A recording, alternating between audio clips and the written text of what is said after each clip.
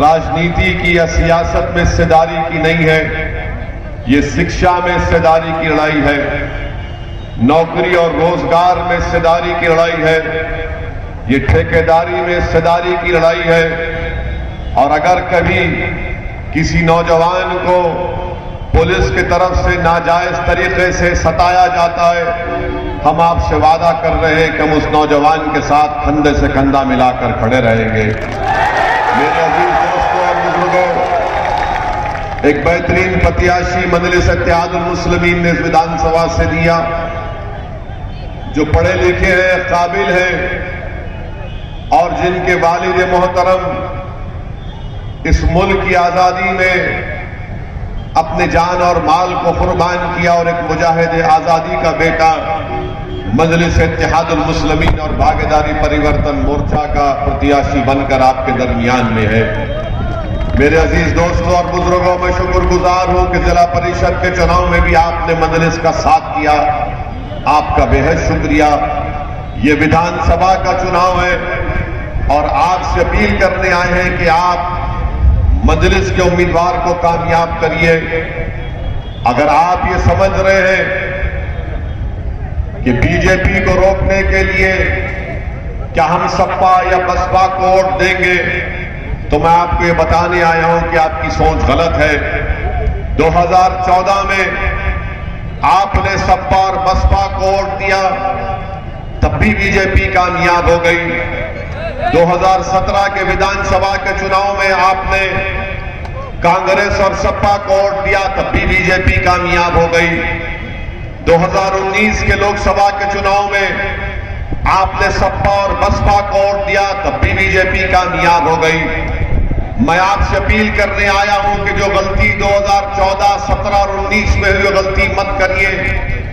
अगर कोई उत्तर प्रदेश में योगी और मोदी की सरकार बनाने से कोई शख्स रोक सकता है तो उसका नाम बाबू सिंह कुशवाहा है।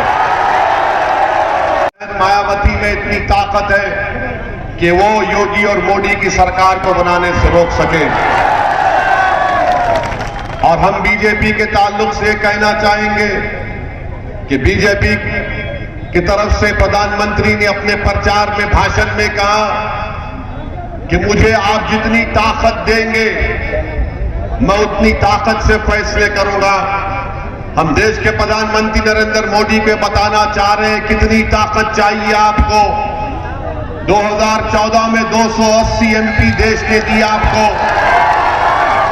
2019 में आपके 306 आपके सांसद हैं।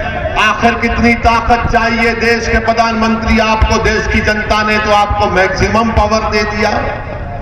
मगर याद रखिए, उत्तर प्रदेश की जनता ने 65 लोकसभा के मेंबर कामयाब करके बीजेपी को दिया। देश की जनता ने बीजेपी को 300 से ज्यादा एमपीज कामयाब करके दिया। मगर यही देश के प्रधानमंत्री ने गरीबों की कमर तोड़ दी। नोटबंदी के नाम पर पूरे कारखाने, छोटे कारोबार बंद कर दिए। आपने उनको ताकत दी तो देश के प्रधानमंत्री ने अपनी ताकत का नाजायज इस्तेमाल करते हुए गरीब और किसानों को, मजदूरों को मुंबई से पैदल चलने के लिए मजबूर कर दिया उत्तर प्रदेश के लिए, या दिल्ली से कोई उत्तर प्रदेश पैदल चल रहा था इसलिए कि देश के प्रधानमंत्री ने ताकत इतनी मिल गई थी कि उन्हें रातों रात लॉकडाउन का ऐलान कर दिया। मेरे अजीज दोस्तों और बुजुर्गों, देश की जनता ने नरेंद्र मोदी को इतनी ताकत दे दी कि उन्होंने देश के और उत्तर प्रदेश के नौजवानों को रोजगार नहीं दिया बल्कि बेरोजगारी उनका मुकद्दर बनाकर रख दिया। आपको कितनी ताकत चाहिए नरेंद्र मोदी जी?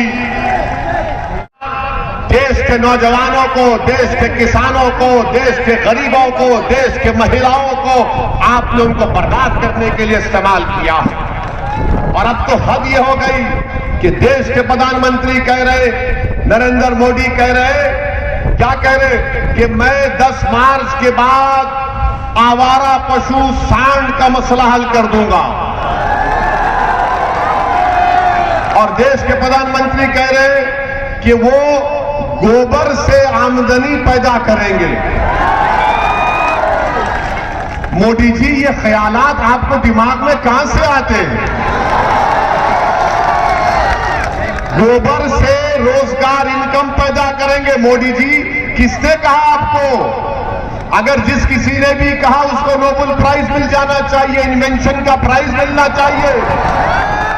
कि गोबर से नरेंद्र मोदी कह रहे हैं कि आवारा पशुओं का मसला, वो सांड जो रात में घुसकर एक किसान की फसल की खेत को सुबह तक साफ कर देता है, देश के प्रधानमंत्री कह रहे हैं कि मेरे पास फार्मूला है। गोबर